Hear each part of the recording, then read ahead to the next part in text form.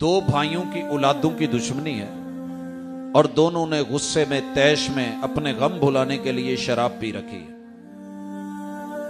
अब शराब पी के लड़ना था और मारना था अपने दुश्मनों को, लेकिन फायरिंग करके मार दिया हमसायों जिनका कसूर ही कोई नहीं था, जुर्म ही नहीं था, लड़ाई नहीं थी।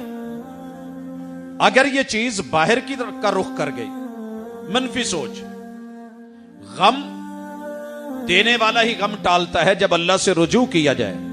हल तो यह था कि हम अल्लाह से इनायत मांगते, रहमत मांगते और कहते अल्लाहुम्मा इन्नी अऊदु बिका मिनल हम्मी वल हुज़्न, ए गम देने वाले मुझे गमों से नजात दे दे। और इस मनफी सोच ने मेरा जिस्म मेरी मर्जी के साथ जो जुमला हमें दे दिया है, मेरा जिस्म मेरी मर्जी।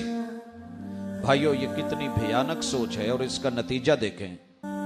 पिछले महीने लाहौर में एक औरत ने अपने 3 बच्चों को मारा।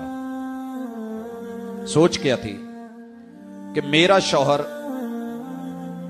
मैं उसके काबिल नहीं, वो मेरे काबिल नहीं, मेरा स्टेटस और है और इसके घर वालों का रहन सहन मेरी फैमिली के मुताबिक नहीं, मेरे मां बाप ने अच्छा नहीं सोचा, लिहाजा ससुराल भी है, घर भी है, बच्चे भी हैं, शौहर भी है।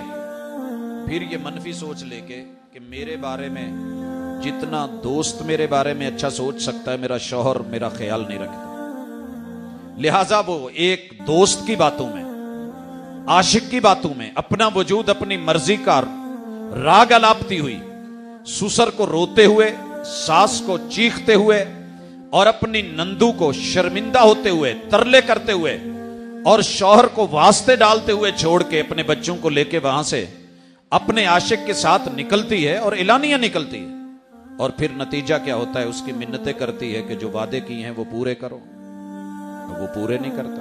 ये नाम के ही दोस्तियां थी, कहा ये बच्चे रुकावट हैं, बच्चे भी मार दिए गए।